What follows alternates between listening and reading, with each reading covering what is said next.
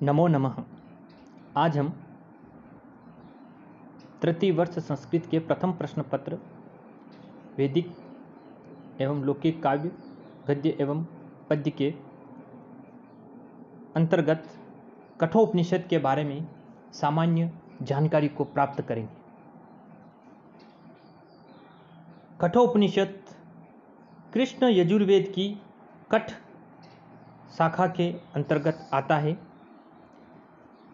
प्राणीजन इस धरा भूमि में एक अनंत शून्य से खाली हाथ आता है और यहाँ पाप पुण्य धर्म अधर्म लाभ हानि धन दौलत रिश्ते नाते बनाते हुए खाली हाथ पुनः उसी शून्य में वापस चला जाता है।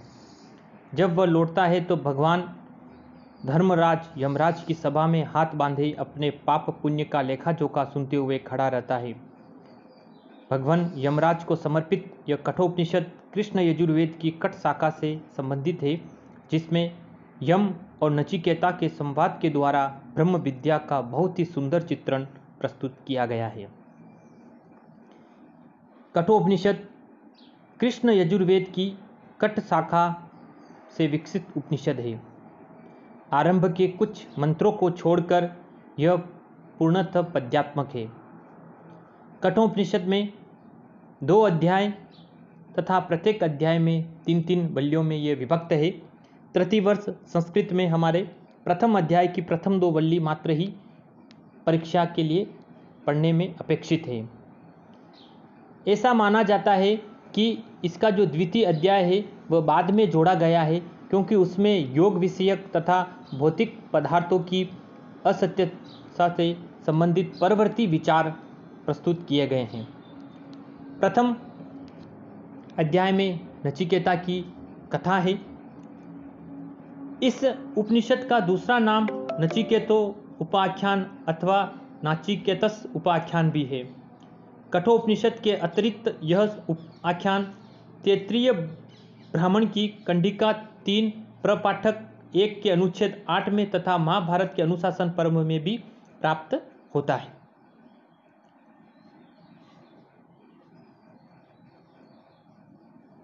तैत्तिरीय आरण्यक में संकेत रूप में विद्यमान नचिकेता की उपदेशप्रद कथा से उसका आरंभ होता है।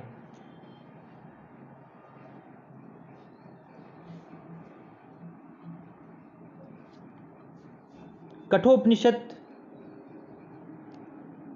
जो है वह नचिकेतो जो आख्यान है, जो सर्वप्रथम तैत्तिरीय आरण्यक ब्राह्मण के कंडिका 3 प्रपाठक 1 के अनुच्छेद 8 में ये उल्लेखित है।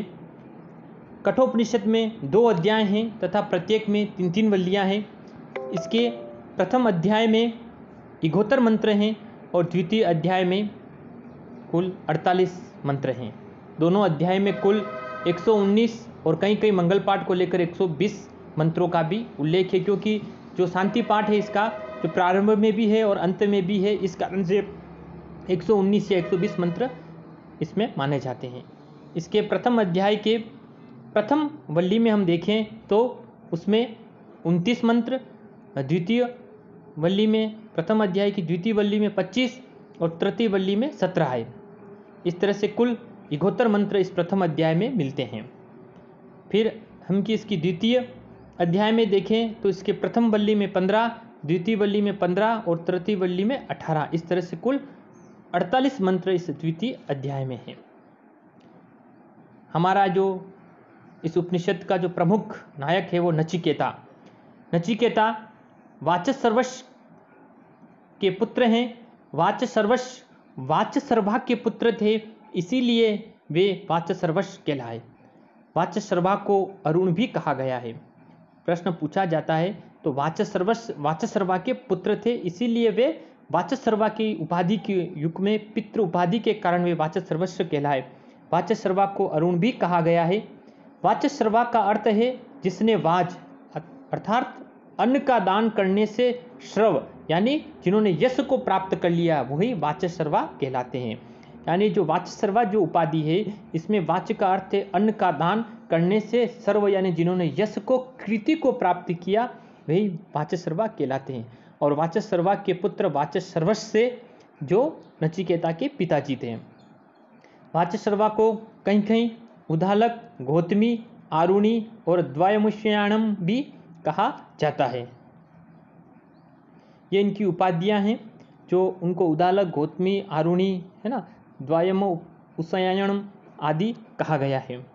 वाचस्पर्वा का पुत्र होने के कारण वाचस्पर्वस और उदालक अरुण के पुत्र होने के कारण आरुणि कहे जाते हैं। और गौतम वंश में उत्पन्न होने के कारण गौतम और जिनके द्वयमुषयायण यानी जिनके दो पिता हो ऐसा भी बोलते हैं। वंशावली के अंतर्गत वाचस्पर्वा, अरुण ये नचिकेता के पिता वाचस्पर्वा के पिताजी थे। यानी जो वाचस्पर्वा हैं ये नचिकेता के जो पिता हैं वाचस्पर्वा के पिता थे। और वाचस्पर्वस जो उदालक, आरुणि, गौतम ये जो वाचस्पर्वस हैं ये वाचस्पर्वा के पुत्र और नचिकेता के पिताजी थे। आगे अगर हम देखें तो इसका जो सामान्य जानकारी में हम देखें तो नचिकेता के पिता वाचस्पर्वन ने विश्वजित नामक यज्ञ किया। विश्वजित को सर्ववेदश और सर्वमेध कहा जाता है, या मेध शब्द का तात्पर्य यश से है। कठोपनिषद के प्रथम अध्याय की प्रथम वल्ली में यम को वेवस्वत कहा गया है। विवस्वतः अपत्यम पुमान इति वेवस्वतम, यानी यम को ही सूर्यपुत्र कहा गया है। नचिकेता यम से 3 वर मांगता है। प्रथम वर पिता की प्रसन्नता, द्वितीय वर अग्निविद्या का ज्ञान और तृतीय वर मृत्यु पश्चात आत्मा की अस्तित्वता रहती है या नहीं इस संबंध में ज्ञान। हम इसका आगे विस्तृत अध्ययन करेंगे। सामान्य जानकारी में 3 वर जो हैं, प्रथम वर पिता की प्रसन्नता, द्वितीय वर अग्निविद्या का ज्ञान और तृतीय वर मृत्यु के पश्चात आत्मा की क्या स्थिति। कठोपनिषद के प्रथम अध्याय की प्रथम बलि उपाख्यान के रूप में यम नचिकेता के गुण आत्मज्ञान संवाद की मात्र भूमिका है। इस कठोपनिषद को मानव जीवन के रहते जो नित्य प्रति पाठ या श्रवण हमें अवश्य करना चाहिए। यदि संभव न हो तो नरक चतुर्दशी से यम द्वितीया तक अवश्य इसका पाठ या श्रवण हमें अवश्य करें। अब हम कठोपनिषद के कथानक को देखें तो इसका जो प्रथम अध्याय की जो प्रथम वल्ली है इसमें जो हमने देखा कि वाचस्पर्वस जो नचिकेता के पिता हैं और वाचस्पर्वा जो अरुण हैं उनके पुत्र हैं। तो वाचस्पर्वस नामक ऋषि ने सर्वमेध अथवा विश्वजित नामक यज्ञ किया। उस यज्ञ में उन्होंने अपना सर्वस्व दान दे दिया, अतः उनने अपना सब कुछ समर्पण करके इस सर्ववेदस या विश्वजित नामक यज्ञ को संपादित किया। उस समय गोधन ही सर्वश्रेष्ठ धन माना जाता था। उन वाचस्पर्वस ऋषि के एक नचिकेता नाम के पुत्र थे। उसने मोहवश उन्होंने कुछ उत्तम गायों को उसके लिए सुरक्षित रख लिया था तथा अधेय वृद्ध गायों का दान करना प्रारंभ कर दिया।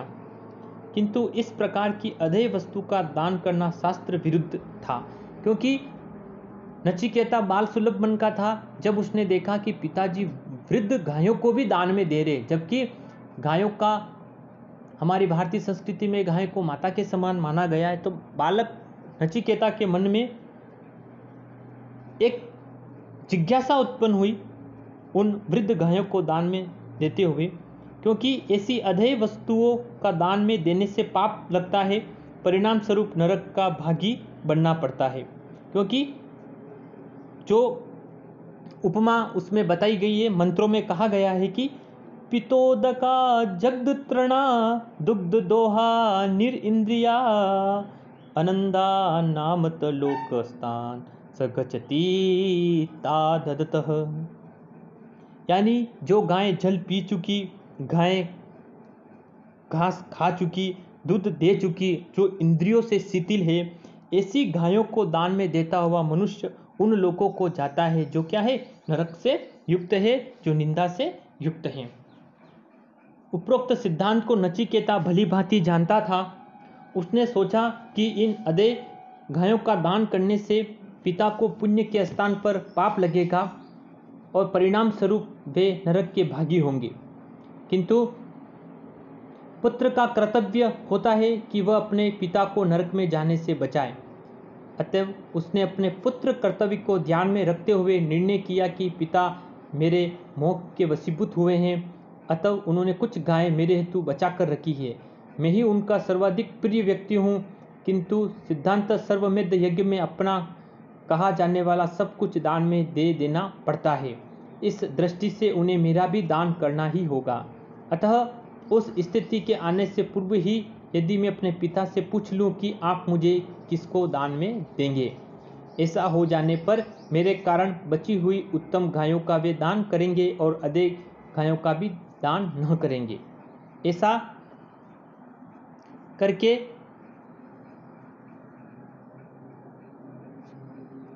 ऐसा हो जाने पर ऐसा निर्णय कर उसने अपने पिता से 3 बार पूछा कि हे पिताश्री, आप मुझे किसको दान में दोगे।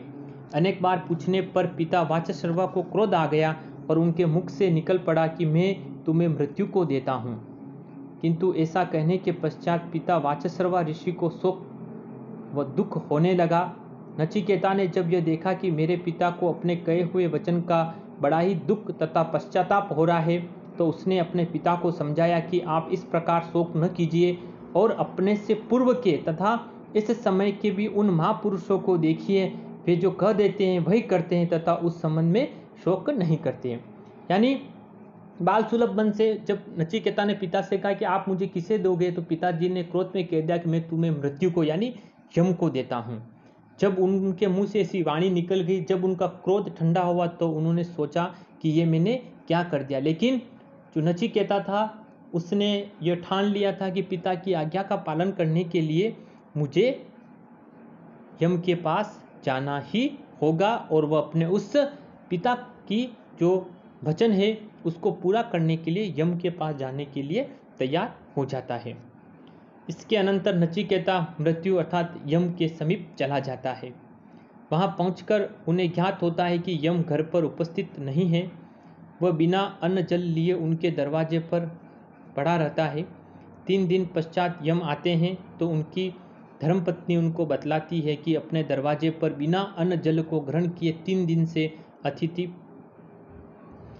आपका इंतजार कर रहा है, और जिस ग्रस्त के दरवाजे पर इस प्रकार से भूखा प्यास अतिथि पड़ा रहता है उसका संपूर्ण पुण्य कर्म आदि नष्ट हो जाता है। अतः आप सर्वप्रथम इस अतिथि को प्रसन्न करने का प्रयास करें, क्योंकि हमारी भारतीय संस्कृति में अतिथि देवो भव, अतिथि को देवता के समान माना गया। और यमराज के घर पर न होने पर नचिकेता 3 दिन तक बिना खाए पिए वहीं दरवाजे के पास रहा। तब नचिकेता के इस तरह से रहने पर यमराज बड़े ही दुखी हो जाते हैं और वे यम नचिकेता के समीप जाकर उनको नमस्कार कर कहते हैं कि आप हमारे द्वार पर 3 रात्रि तक बिना अन्न जल लिए हुए रहे हैं, अतः एक एक रात्रि के प्रति 3 वरों को आप हमसे मान लीजिए। यह सुनकर नचिकेता ने प्रथम वर मांगा कि मेरे पिता प्रसन्न और क्रोधरहित तथा शांतमंत हो जावे और आपके पास से लौटकर जब मैं उनके समीप पहुंचूं तो वे मुझसे प्रेम पूर्वक व्यवहार करें। प्रथम वर पूछा जाता है परीक्षा उपयोगी। पहला वर क्या मांगा नचिकेता ने? जब यमराज ने कहा कि तुम 3 दिन तक मेरे घर पर बिना खाए पिए रहे हो तो तुम मुझसे 3 वरों को मांग लो। तो पहला वर नचिकेता ने मांगा कि मेरे पिताजी पहले के समान प्रसन्नचित्त, क्रोध से रहित तथा शांत मन हो जावे तथा आपके यहाँ से लौटकर जब मैं पुनः उनके पास में जाऊँ तो वे मुझसे प्रेम पूर्वक व्यवहार करें। यम ने नचिकेता की इच्छा अनुसार यह प्रथम वर उन्हें प्रदान कर दिया और द्वितीय वर मांगने के लिए कहा। द्वितीय वर में नचिकेता ने यम से सर्वज्ञ लोक के साधनभूत यज्ञ तथा यज्ञ अग्नि की विधि और विधान के बारे में जानना चाहा। यम आचार्य ने इस विधान को उन्हें पूर्ण रूप से बतलाया और साथ ही नचिकेता की परीक्षा भी ली कि वस्तुतः वह इस सर्वज्ञ को प्राप्त कराने वाले यज्ञ और यज्ञ की अग्नि जो है वो यज्ञ अग्नि के बारे में क्या समझा। जब नचिकेता की बाल सुलभ मन का बालक है, 5 से या 7 वर्ष की उसकी अवस्था होगी, जब उसने दूसरे वर्ग के अंतर्गत स्वर्गलोक को प्राप्त करने वाली उस अग्नि के संदर्भ में जानना चाहा तो यमराज ने उसे वो पूरी अग्नि विद्या का रहस्य उसे बताया और पुनः उससे पूछा कि मैंने तुम्हें जो अग्नि विद्या का जो रहस्य बताया आप मुझे पुनः बताए। नचिकेता की बुद्धि लब्धि बड़ी तीक्ष्ण थी, बाल सुलभ अवस्था थी, लेकिन फिर भी नचिकेता ने उस वृतांत को झोंका तो यमराज को पुनः बता दिया। इससे प्रसन्न होकर यमराज ने अपनी ओर से उन्हें एक वर और प्रदान कर दिया। इस वर के अंतर्गत एक वर और दिया और कहा कि आज से ये अग्नि तुम्हारे नाम से नचिकेता अग्नि के नाम से जानी जाएगी, जो आज तक इस संसार में नचिकेता नाम की अग्नि से वह जानी जाती है। इसके पश्चात यम ने नचिकेता से तृतीय वर मांगने को कहा। तो नचिकेता ने तृतीय वर में आत्म तत्व के विषय में जानना चाहा कि नचिकेता ने जो अंतिम जो संसार का जो रहस्य बड़ा ही गूढ़ रहस्य आत्म तत्व के बारे में जानने की जिज्ञासा प्रकट की कि मरने के पश्चात मनुष्य की क्या स्थिति होती है। यमराज इस बात को जानते थे कि आत्मज्ञान का उपदेश उसी को प्रदान करना चाहिए जो उसका अधिकारी हो, अन्य को नहीं। अतः उन्होंने नाना प्रकार के प्रलोभनों की प्राप्ति का लोभ देखकर नचिकेता की परीक्षा ली, किंतु नचिकेता पर उन सांसारिक और स्वर्गलोक संबंधी प्रलोभनों का कोई प्रभाव नहीं पड़ा।